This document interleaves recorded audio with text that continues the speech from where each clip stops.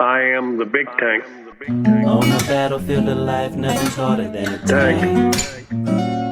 Yeah, have you ever met a man, hearts full of love, bigger than a tank? Big tank. He served in a few wars. He's a veteran that stands for a cause. For the best interviews and news, just keep it glued to the tank. I am the tank. Big BigTank Talk. Tank. BigTank Talk.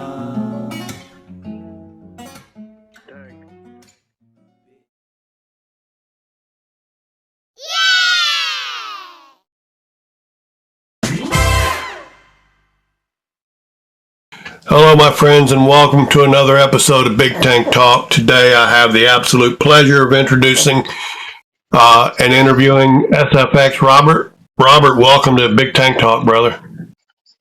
Hey, thanks for having me, bud. Well, I appreciate you taking time to be here. If you could, just to get us started, tell us a little about yourself and how you came to be on Clapper. Well, I think like a lot of other people, I came to Clapper because of the pandemic. Starving for social interaction, especially being a dad of four. You always want to engage with other adults and stuff. And it's hard to do that on other apps too. Making a connection with an adult on other apps, it's hard because there's a lot of kids in the way too. So I've been here since the beginning, pretty much the beginning of Clapper. So, but me, I'm a special effects makeup artist. I've been doing that for over 30 years. I was doing haunted houses before I did movies. In fact, I was working on haunted houses in Florida, moved up to Tennessee, and my wife was looking for other haunts for me to work at up here and stumbled across a producer that was looking for a makeup artist. And I applied for that, or she applied for that for me. And then I've been with that guy since 2009 now. And then since then branched off to other producers and done other projects, other movies, done documentaries, been on a music video, a little bit of everything that you can think of. So that dabbles in that entertainment market. But like everybody else, I was just looking for interaction when I started on Clapper. I wasn't looking for fame. I was just looking for, to hang out with other adults. Yeah, I definitely understand that. And I hesitate to bring it up, but anybody who's your friend already knows. So I wonder if we could just briefly touch on your cancer diagnosis and the plan moving forward, since a lot of people didn't expect that you'd be up for doing the interview and ask you about it. So anyway, it started with, I'm of age to get everything checked anyway. A firefighter had died in this town too, on top of it, which actually got me to escalate a little bit further. He died of pancreatic cancer. And I actually hung out with him quite a bit when I used to work for Public Works. So I'm a roughneck and all that, heavy equipment operator, Class A CDL. But anyway, we intermingle with each other since I was in Public Works, and we were part of the first responders, and the firefighter base was right next door. So we got to talk all the time. And it hit us hard because we're a smaller community here in Tennessee. So, I do a lot for the community. I put banners, flags, flowers. I go and do special projects around town for not only citizens, but for the community. And one of the things I do is if we lose somebody in the city, I'll go ahead and put a flag, the flags up on the bridge for them, like the firefighter and U.S. flags, or if it's a police officer, the police officer flag and the U.S. flag. Also like other holidays, Memorial Day, Veterans Day, stuff like that. Besides all the other things I do for the community, I'm also a football coach. So anyway, to get back to the cancer. I went to the doctor and they took my blood, and that's how they test you for pancreatic cancer now, is you do a blood test instead of doing everything else. And they found out that the markers didn't, said my pancreas was fine. I don't have pancreatic cancer. So I was like, great, let's go ahead and get a colonoscopy, and I had been dealing with a little bit of like, issues, not bad issues, just like I was a little bit constipated around the time. So I was like, okay, yeah, they're probably find a spastic colon, or they'll find maybe that I'm allergic to dairy or some weird thing. But I thought it was Right. going to be pretty much like an in-out procedure. And then when they came back with that they found a 3-inch mass in my colon, that was very unexpected, not only to me and my wife, but even the doctor at the time, because he thought it was going to be routine too. Since then, I've gotten a CT scan, which showed that the cancer hasn't spread. And then they did more blood work to test the markers in your blood for cancer. And he was expecting it to be at one number, and it was lower than that, that's a good sign. Um, but still, I need to have surgery to remove that section of colon. Um, they're thinking that what they're going to do is they're going to cut the two sides, take the cancer part out, and then reattach it, and then they're going to test the section with the cancer in it, and that way they can know what stage the cancer is. Right. At that point, they'll be able to tell you if chemo is needed, or if you want to do something else or anything like that. I've had a lot of people tell me about other things to use and stuff too, and everything's been taken under advisement. But that's what the doctor said, that after they remove it, you may or may not need to go through that. At this time, we're just hoping that if it's cut out, it's gone. But and the main thing is I wasn't doubled over in pain. I wasn't like bleeding all over the place like a lot of people, and there was a lot of other issues that people wait until the last minute to get the colonoscopy, and by that time it's kind of too late. Right. So, Yeah. In fact, I'm hoping. you're fine. You're going in for a routine colonoscopy and then finding cancer has reminded me. I'm 61 years old. I'm due for another one. I had one Yeah, done when I was 52, and they found polyps, but it was benign and nothing cancerous. But so I'm right. due to have another one, and that reminded me I need to schedule that. Um, Yeah, we've had some friends on here, Jarita being most notable recently, to beat cancer, and I'm confident you will as well. In the meantime, I'll keep you yeah, in my prayer that everything goes as best as possible. hmm Now, to move on from that, one thing that I saw in your content I really want to ask about, you do a thing called Underdog Spotlight. yeah. We like you. We're in that break period, like you were for a while there. But what we did is we brought like people up that were new to the app or under a certain amount that just needed a little bit more of a shine on them, to introduce them to a different market, maybe too.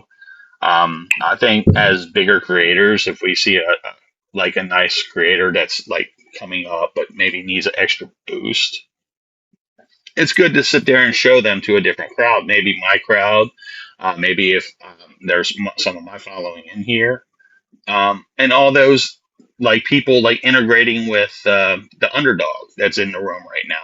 And just say Thank that if you. we're saying underdog, doesn't mean they're like not a good account. Just means that maybe Clapper hasn't showed them enough love yet. Right, I understand. So yeah, I Yeah, mean, we've done a lot of that, and we actually hosted like a partial meetup along with the Nashville meetup a couple years ago, and we did a nice little barbecue, and we mingled with a bunch of creators here. It was a great event. so obviously SFX special effects. It's in it's in your name, your bio. It's what you do. How did you get started in that? Well, the real story about it is like I started out, like I grew up in the projects when I was really young in Baltimore, and I kind of felt bad actually asking my parents to buy my costume because I seen how hard they were working to try to put food on plate on their table, and pay the rent and all that. And I felt like I shouldn't really ask them for a costume. Maybe I can make one. So I went through my dad's closet one day and I saw an old blazer in there, and I found a derby hat like only a day before. So I was like, oh, I can do this. So I put it all together. I dirtied it up, kind of tattered up the jacket. I knew my dad didn't use it anymore. I saw a Right. handkerchief. I tied that to a little pole, and I was a little hobo for Halloween. And everybody absolutely loved it. Back then it was like those little plastic costumes that everybody was getting out of boxes and stuff. And um, I showed that I was being creative. I liked the response from that, so I kind of grew over time doing that, like making my own costume and stuff. Well, we got into a better spot, and we actually ended up moving to Florida.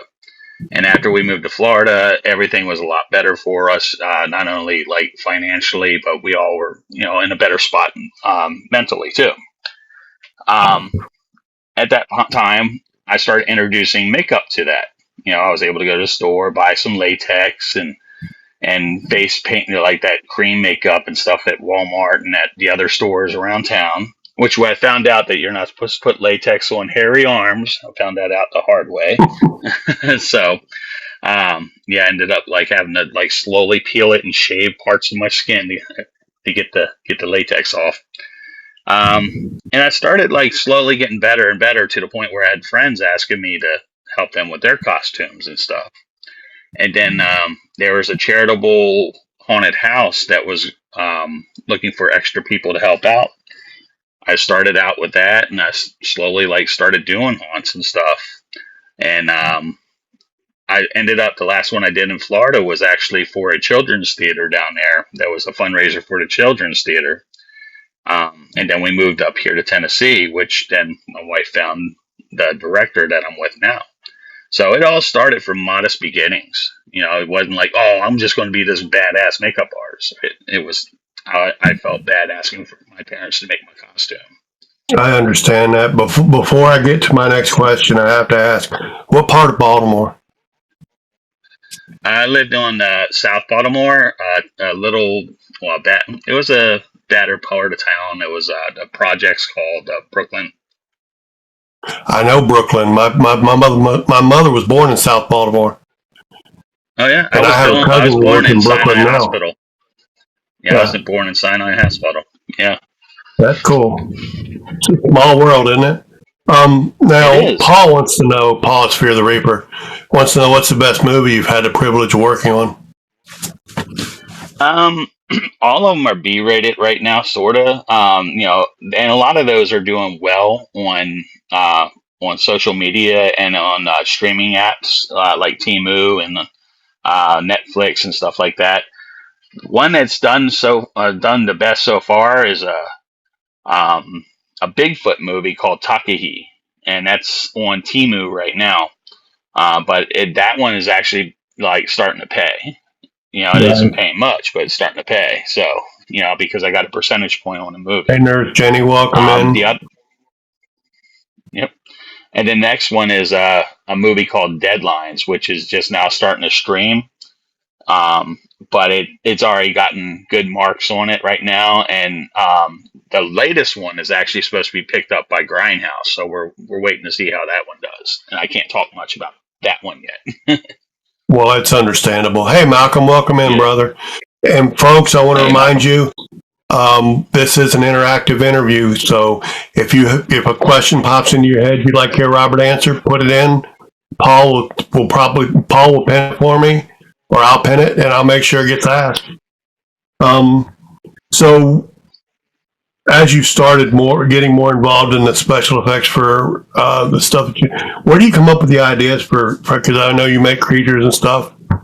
Um, do they tell you, like, give you a guideline of what they want, or do they just say, okay, I need something, what do you got? Yeah, a lot of times it's like whatever they write for the story, like the script. They say, listen, I need this creature. Let's say it's a fish creature or something like that. I can't go ahead and just make a dinosaur or, Bigfoot. I have to like go within that and I kind of sketch it up a little bit to see if this is the route they want to go on. And a lot of times you change it 20 times. I mean, you don't go with the first idea a lot of times. I mean, even if you've seen like Star Wars in the beginning drawings of Jabba the Hutt, he had arms and legs. So, I Right. mean, things change all the time. This latest movie that is actually supposed to start filming in May, which I had to find a couple of friends that kind of fill in certain things just in case I'm not available. Um, I created this like kind of like kinsman creature. It's like a creature based off of all parts of like this modest farm.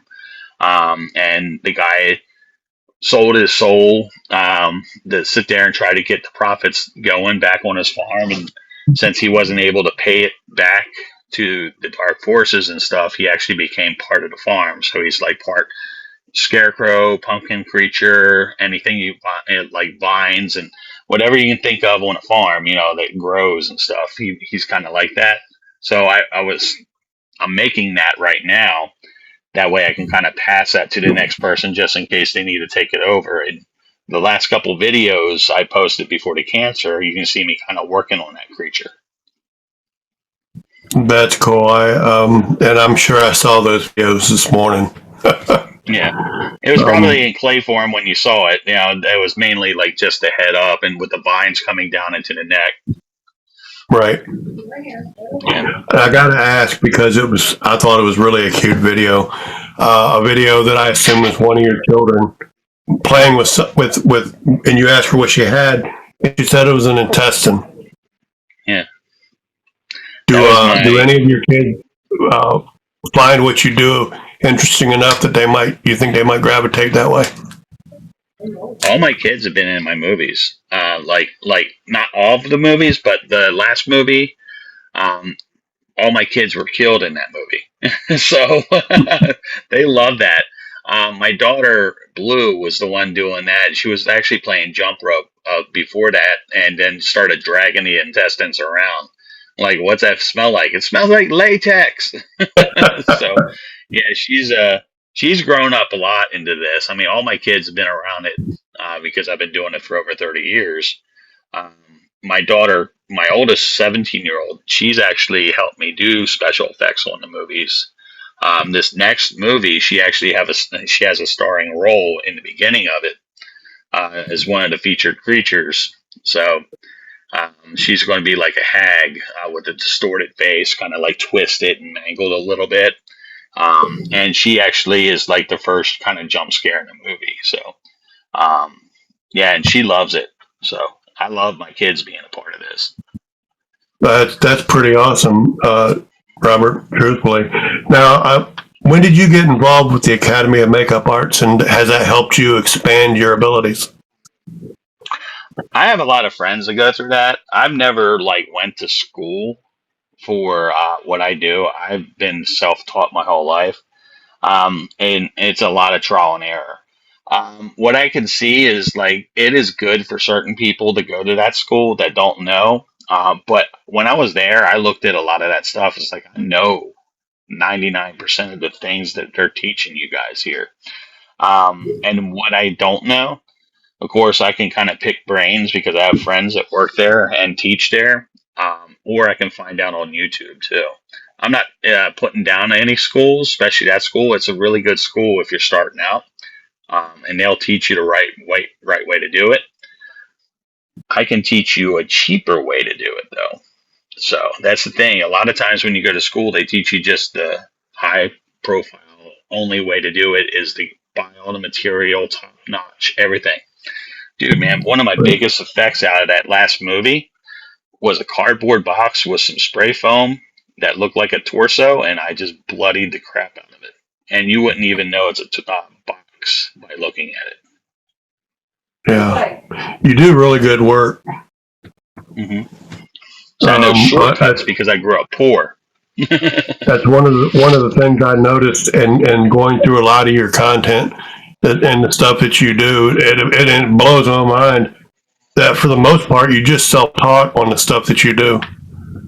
I'll be honest with you, never done. Now, when I was a kid, never got store-bought costumes at Halloween. My mother would make us up. And one year I was 13 or 14, too old to go out trick-or-treating, so she made me up as a really, really fearsome-looking hunchback and set me on the front porch to hand out candy. And there were several kids that were afraid to come up to the porch. She did a really good job on me. Yeah. So I could see where getting started to that and getting a good response would make you want to keep going with it. Um, Right. um, so how do animatronics figure in to what you do, and how long have you been working with that? That's kind of the newest thing. I've only doing that for the last couple of years. In fact, my first couple of videos was me kind of tinkering, starting out, learning how to use animatronics. But it's a good way to do something in effect where you need like motion and you want it to not look so humanoid when you're making the creature too. A lot of things you're just stuck with what the human looks like. With animatronics, you can kind of make it. You can make the head a little bit further out. Hell, you can put the head on the stomach and make this head and just do a hump off of that. So that's the thing is like you can do more with animatronics if you do it right. Right. So it just adds a new dimension to your effect. So yeah, I don't know it all yet, and the programming part it still takes a minute to learn because you got to program how many degrees you need that servo motor to move to get the effect you need. I got to imagine as you get better with it, it's just going to make the effects you do that much better, that much more movie worthy. Welcome in, Riley. Good to see you. And friends, don't forget, this is interactive interview. Feel free to ask Robert questions. I'm sure he won't mind asking or answering.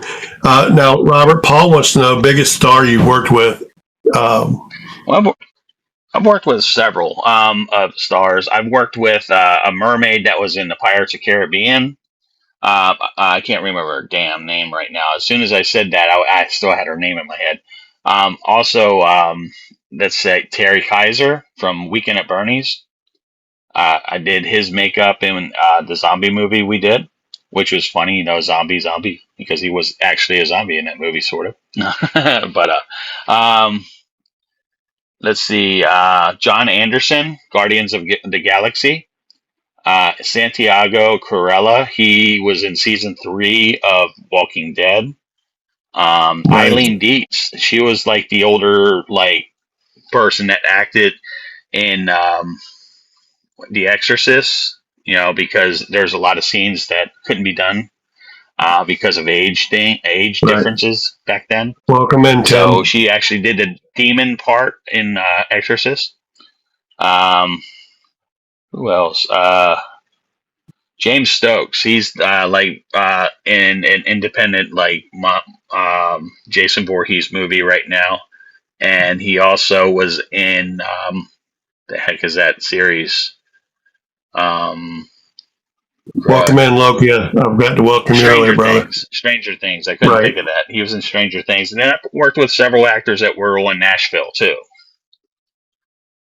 That's awesome, brother. Yeah.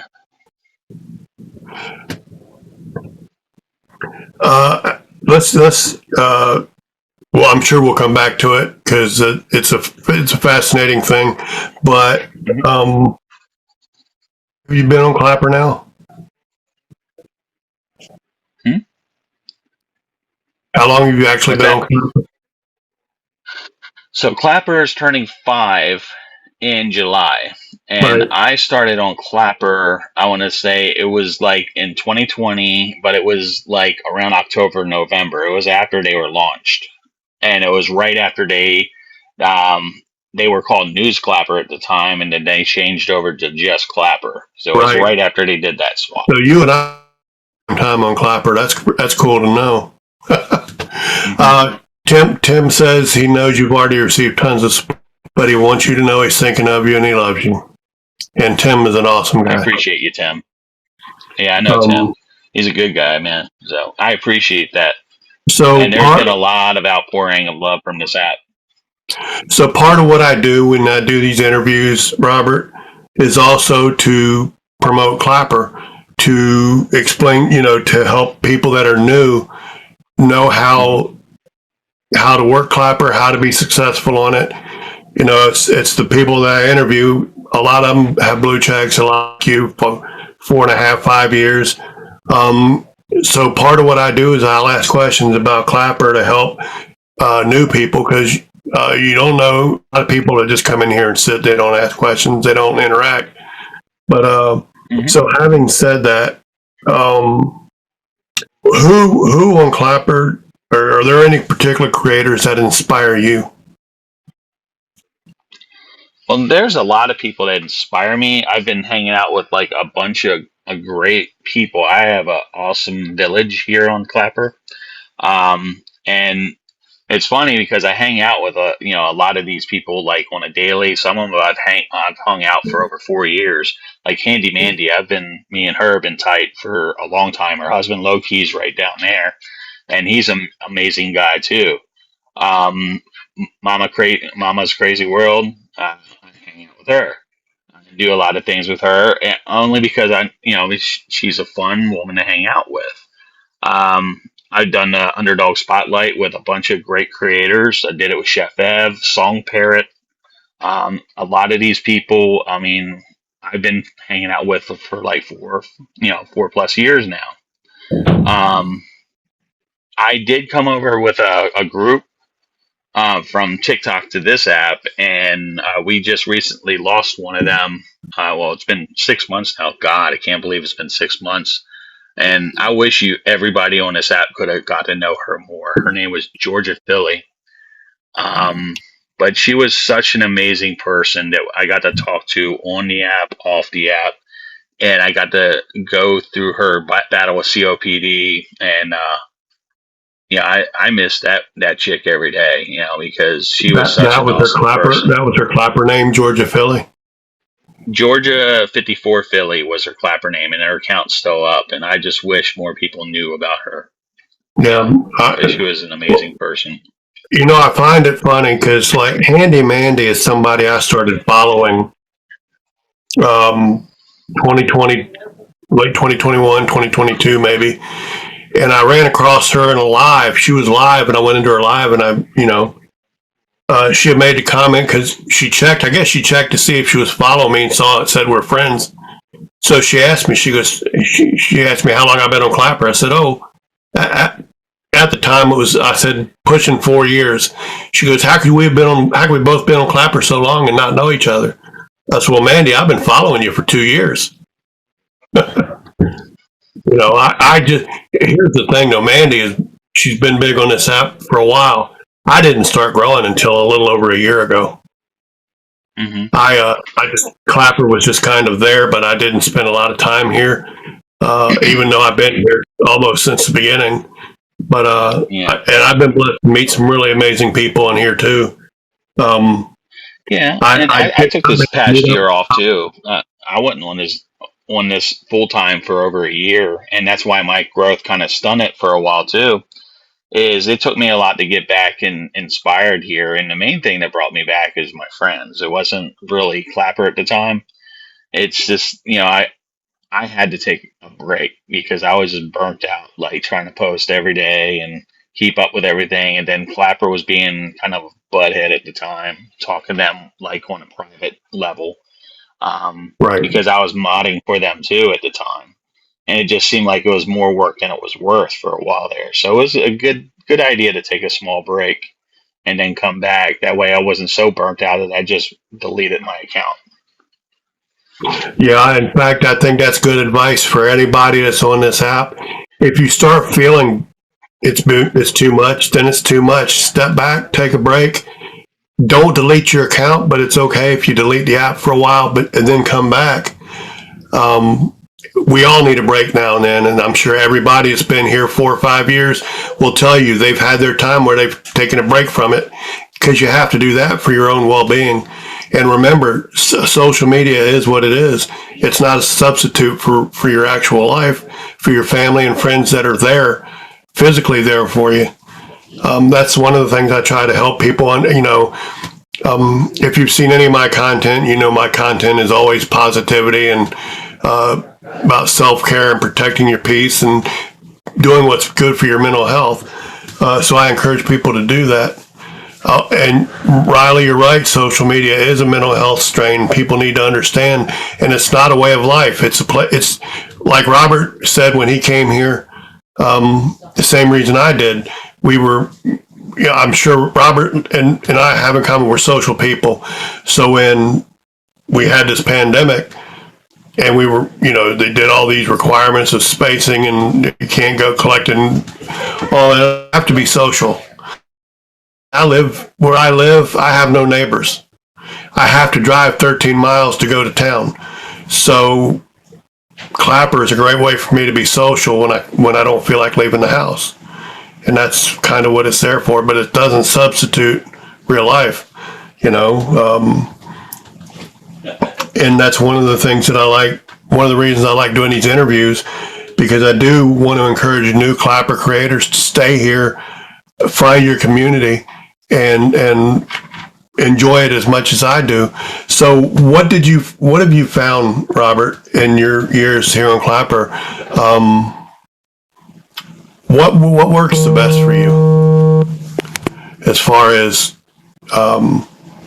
whether posting more than once a day, or for you to build your community and be a work part of it?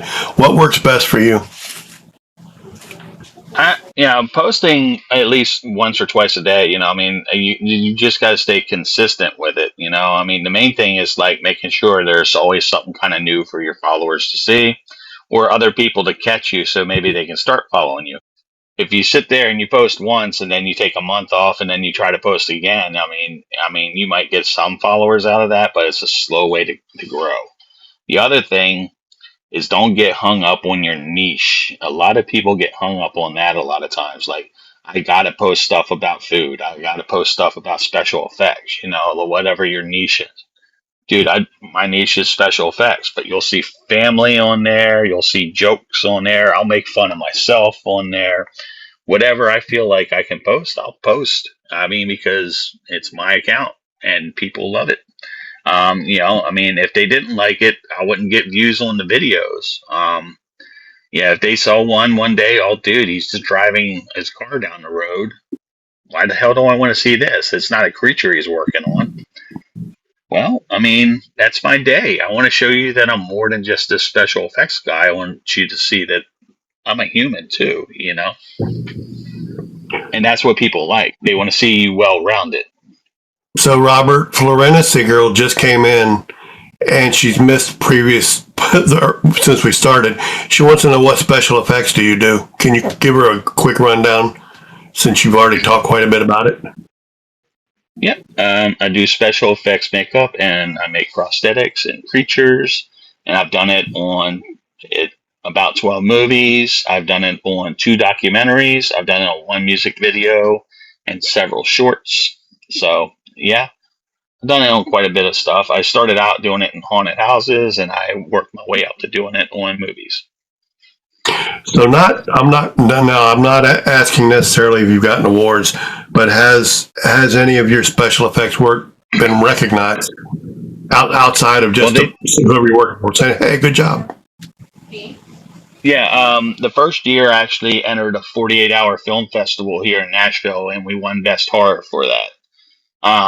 And then we have film festivals that we send these movies to, and every one of them won something at a film festival. So, yep. That's absolutely awesome. So I know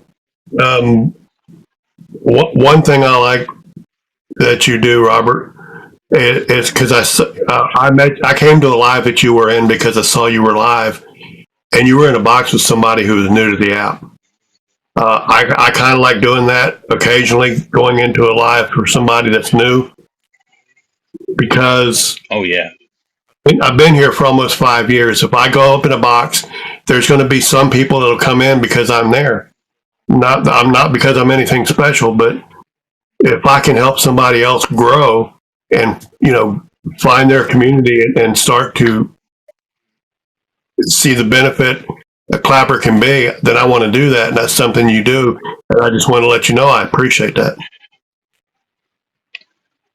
We got to do that for some of these people on the app. I mean, if we got the means to keep some of these great creators when they're young, and they don't move away, maybe one day they'll help another generation of Clapper people stay here. Oh, I mean, absolutely. we've all had a day one here. And I think one of the best things about Clapper is the blue checks don't like hide behind their blue check.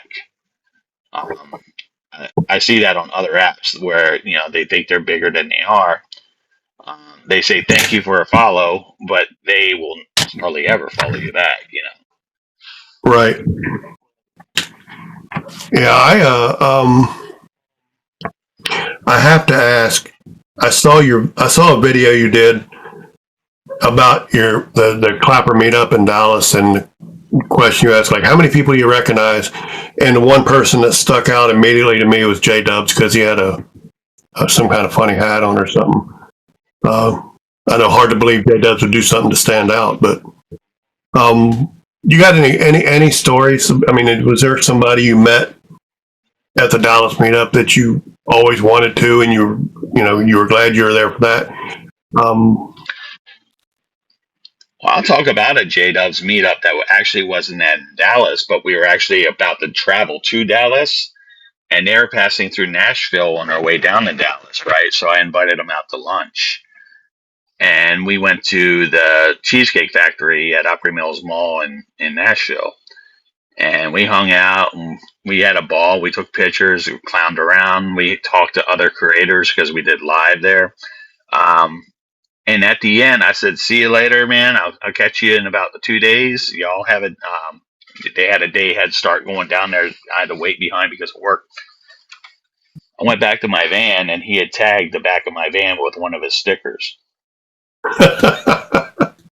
So yeah, but So, Handy Mandy and them, we met at like beforehand. We met at the Nashville meetup, and we had been talking back and forth for years at this point, and we were doing the underdog spotlight thing there in Nashville. So to see half of those guys and Low Key and all them in that B&B that was rented was a great treat.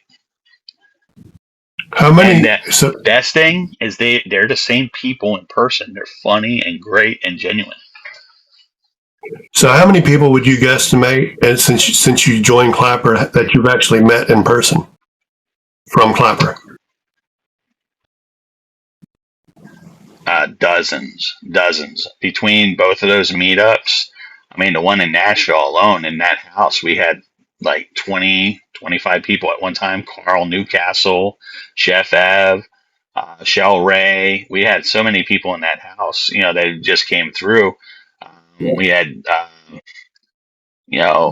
Vibrant Vina, Low Key, Handy Mandy, all them, Song Parrot. We had so many just in that house. I mean, then you had like the meetup downtown when I got to meet Windy and a bunch of other ones, the Black Spider Man. There are so You many met the people Black down there that Spider we met. Man? Oh yeah, twice. So yeah, he's actually like, you think he's like all huffy and puffy and but man, he is like humble in person, and he's a little bit shorter than I thought. Well, the one thing I have in common with Black Spider Man, which means if we ever meet in person, we're going to get along just fine, is that we were both sailors. Oh yeah, You know, yep.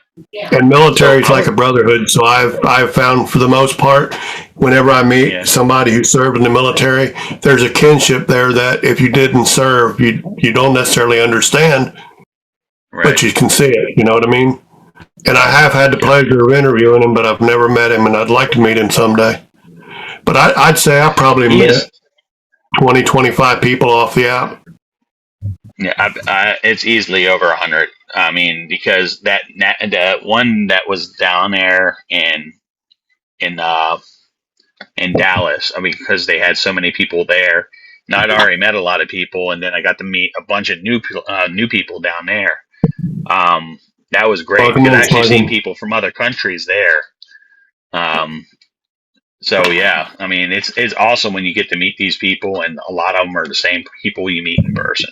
I mean, on the So, app. do you know who Gangster Granny is? Oh yeah. She lives in Scotland, She was here in October, and she was actually one of the her and Bugs married two of their friends in a traditional, I guess, traditional Scottish type ceremony. So Yeah. I got Val, Gangsta Granny, and Bugs, Hmm. and the couple that got married are also off of Clapper. Hmm. Blues Man was there for that. I got to meet him briefly, and then he had to leave. But it was pretty amazing. And then Fear the Reaper, Paul will be in the States this October for one of our mutual friends is getting married, and he's coming here for that. So I'm going to get to meet him, and I imagine I'll meet several other people that weren't there last year. So I'm really looking forward to that. Now, Paul did ask, is there someone in Clapper you'd like to meet that you haven't met yet? Yeah, I would like to meet. Like, there's a couple like that I've been hanging out with for a while now that I would like to see. There's like Mama's Crazy World. I haven't seen her in person, and she's like not in good health and stuff. Since the pandemic, she kind of went a little bit further down in health. So she doesn't travel as much or anything, and it's hard for her to do it with the monkey she has. Right. Another one is Josie. Of course, freaking Sluggin's in here. He's an awesome person I'd like to see. And then there's one named Ripple on here I would like to see. And of course, I'd like to see Big Tank in person, man. I haven't seen him yet in person. Yeah, I would, and I definitely And would B like to Man meet you, J, Robert. B Man J there, man. We're in the same state Yeah. together. B Man Jay, I wanted to welcome you in. I saw you in. I try not to miss people when they come in, but I don't like to interrupt you when you're speaking either. So I occasionally miss people, like when Loki came in and I missed that. At the end of the interview, I'll go over a couple of the movies. I've seen that a couple times in the chat. I'll name a couple of the movies and where you can see them at the end. I appreciate that. What has been the most difficult in special effects, most difficult thing you've had to do? It's actually my fault why it was difficult. It's funny. Is dealing with a good air tank has been such a pain because I tried going with like pump tanks, and you had to deal with like seals going out with a lot of those plastic tanks. But what I want to do is I use them and I want to get rid of them after the movie, after I'm done with them, because it's hard to get a lot of that blood out of some of those. But they will fail on you when you don't want them to fail on you. And I've like had to like replace two or three at a time on set, and it would be my fault while we're staying late, and it pissed me off. And luckily, the director laughs at me every time it happens. I was like, "Damn it! You saw a second ago this shit was working fine, and all of a sudden it's not working." So what I had to do is like this movie is I'm buying the metal specialized tanks that are like fire extinguisher tanks, Right. just like small compressed tanks, and I'm bringing a compressor on set so I can refill it. And those are fail safe. You get them tested once a year, and you should not have a problem with them. It's a little bit more money. It's like $100 a tank, but in the long run, I can get off set earlier. Hell yeah, I'll sit there and do that. And the director said he'll pay for it to get tested every year. That's awesome. All right. Now, of all the things that hey, Tina and Eileen, welcome in. Of all the things that you've done in the world of special, what's the favorite effect you've done? Your personal Oh favorite? God, oh my God, hands down, my favorite thing I've done is I worked on a Civil War piece, right? And we had to build a body, a dummy body, and we cast the face to look just like the actor, had it dressed like one of the soldiers in the army, and the scene was there's two badly wounded like Confederate soldiers behind the cannon, laying on the ground, and then this Confederate runs up. That was like, I mean, the Union ran up and was going to kill him on the ground right there in spot, and he stepped in front of the cannon, and we got to blow the cannon, blow that dummy up on set one day, and just because there was an old period piece cannon there, and we got to blow a dummy apart, and just to see that thing like in action was one of the best things that always stand out. And we didn't use a cannonball, we just used the freaking shot that was in it. And if you the video's in my page, it's on my page. If you want to see a dummy get blown apart by a cannon, boom, it's there. I didn't see all your videos when I was going content to get my initial set of questions, but I'm definitely going to go back and look for that because I definitely want to see it. Yeah, that was amazing just to see that. I mean, just to be on set, and I was literally like, I had to be the closest one just in case something was about to fail right before we blew it, because we only had one shot at this, and it just so happened to go perfect. Now, when you're working on movies, do you find that producers or directors, or whoever you answer to, do you find that a lot of them are easy to work with or difficult? There's like one or two that have been difficult, but most of the people I work with are so laid back. And a couple of them I have more experience with, like working on movies. So they kind of take advice sometimes of like what way we should do something, which, when you earn that respect with your producer, that's great. The one I do work with all the time, he was actually a featured zombie in Day of the Dead, George Romero, Day of the Dead. Right. Yeah, he did one of the kills near the end of the movie that was featured on there. But he was actually an understudy intern for George Romero too. So whatever he learned, he kind of tried to bring into his work here, which kind of taught me a little bit more, which makes him lay back a little bit more for what I do on set. Right. So our Bates wants to know, have you gotten any gigs through networking on the app? On the app, not as much, because I've found that sometimes on this app, some people say they do more than they do. And I call their bluff on it. But I can tell you one thing, and I have proof because I have content of it, that I have offered for people on this app, a couple people on this app, to be featured in a movie. One of them was Low Key and Handy Mandy, which they couldn't do it because of time. Another one is Martha, if anybody knows who Country Girl Princess is. Country Girl Princess. Oh, yeah. And I got her to come out of her shell and get on set with me, and she had a feature kill in one of the movies.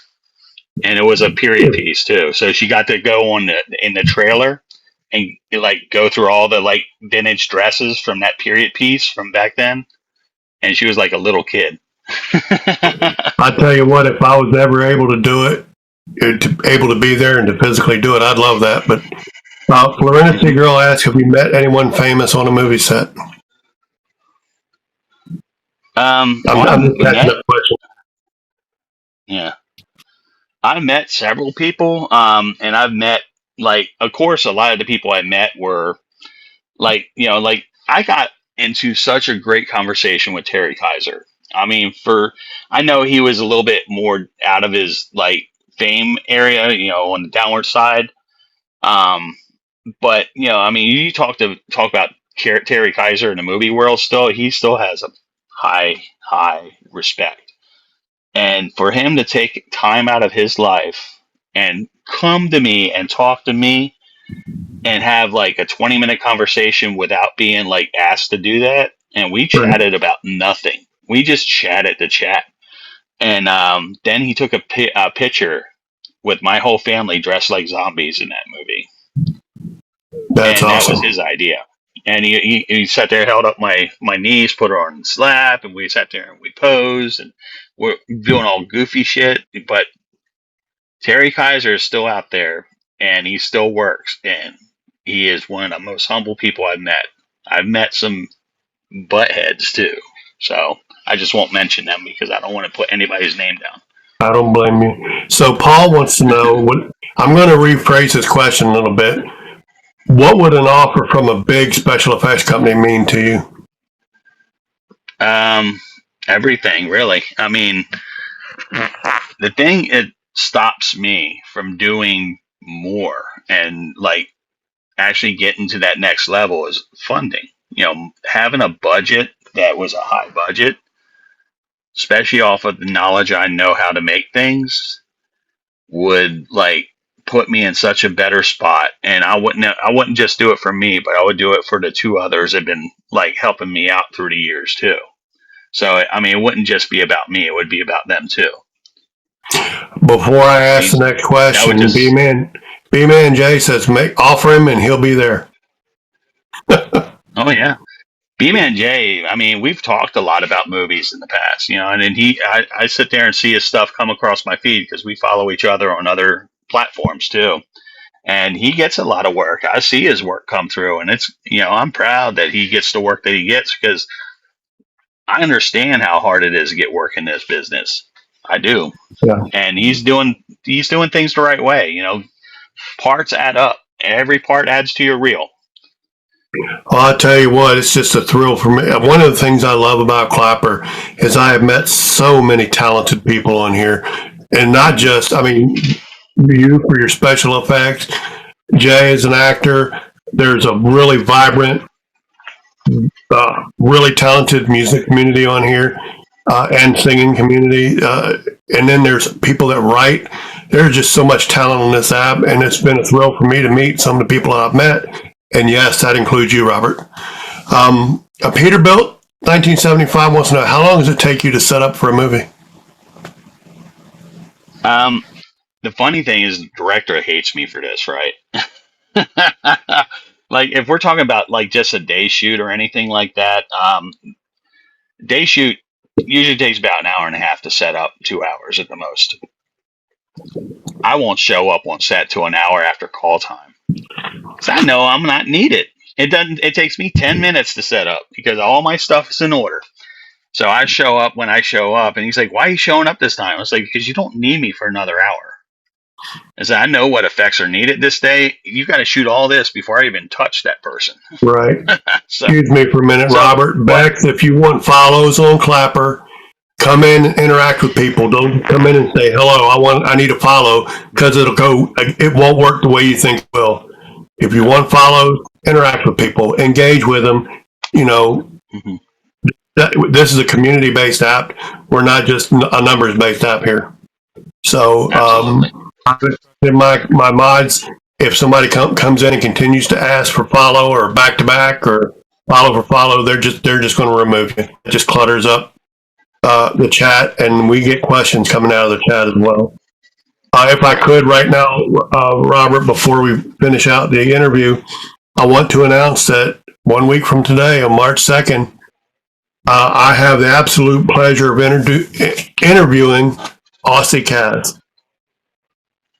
Amazing, and I've been amazing creator. interviewing her for months, and I am so excited that the interview is coming next week. Hell, just as I'm excited about every interview I've done.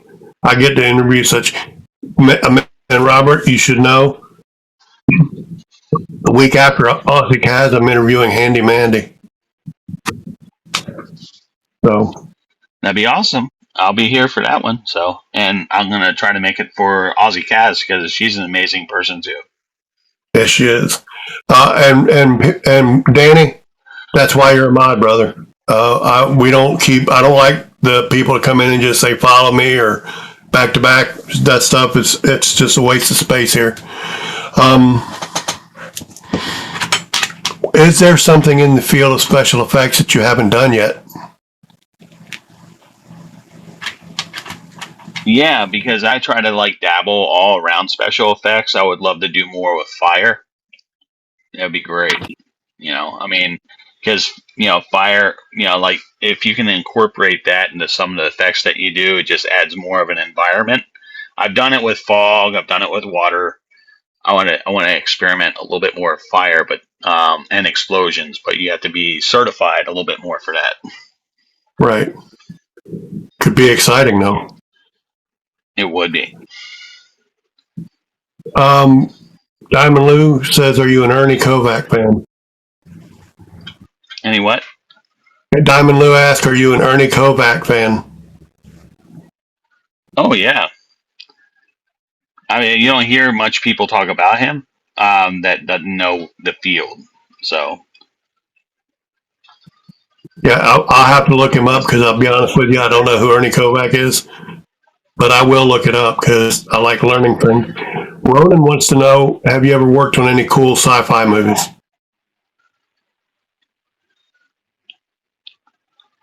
yeah, I was about to say that before my son interrupted. He is like one of the like founding fathers of special effects.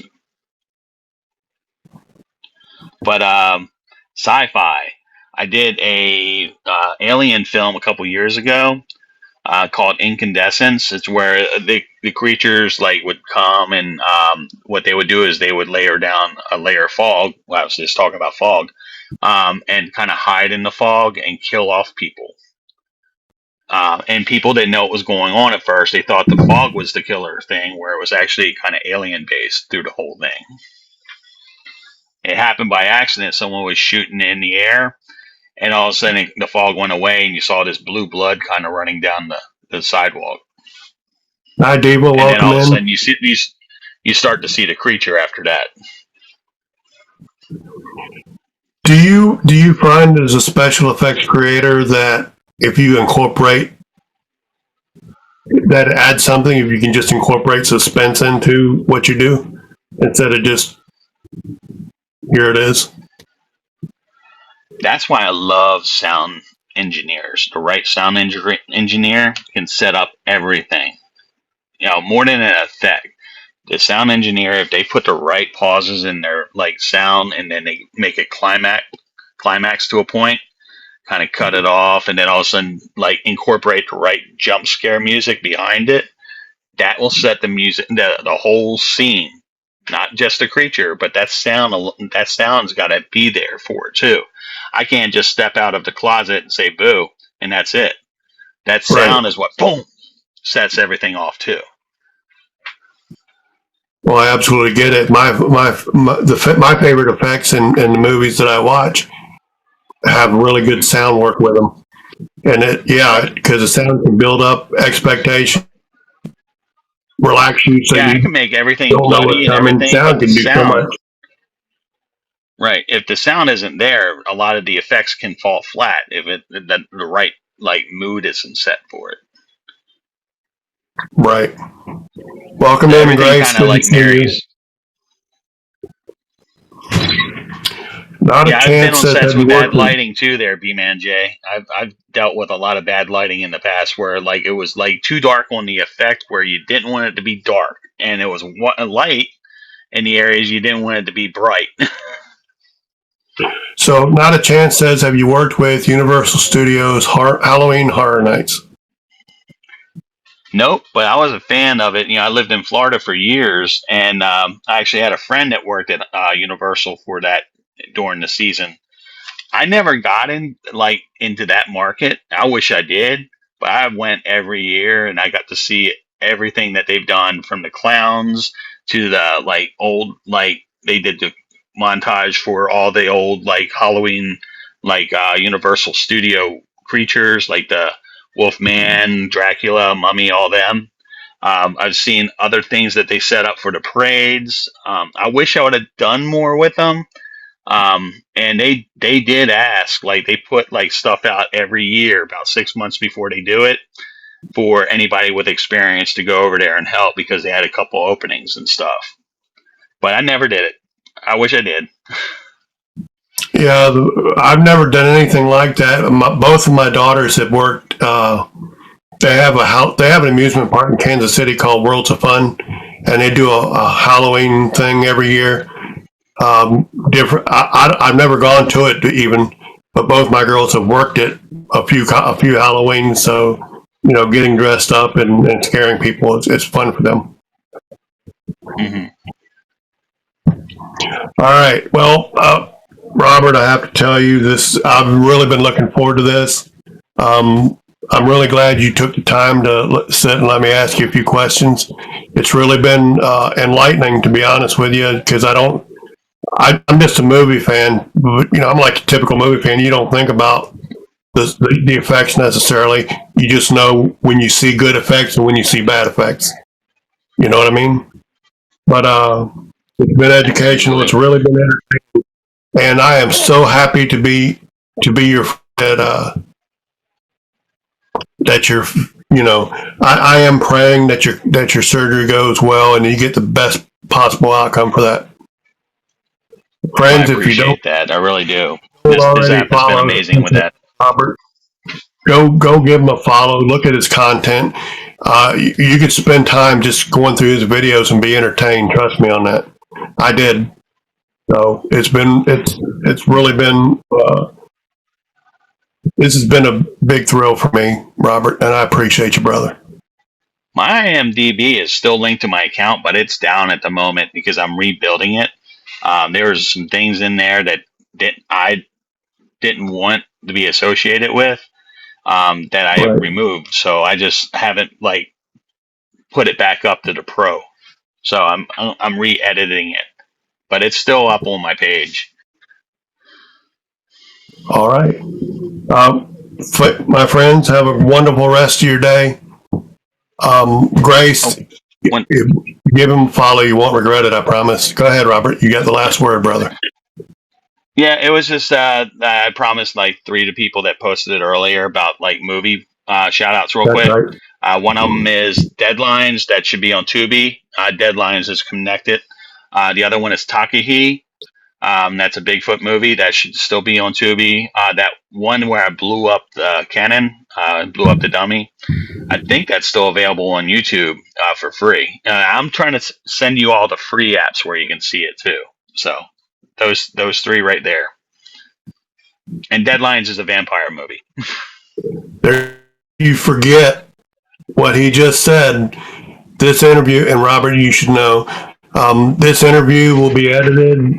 I'll add my ending and my beginning and my ending, and this will be posted on my YouTube channel on Wednesday by noon. So anyone that did Awesome, forget, man. you can go back and refresh your memory of what he said.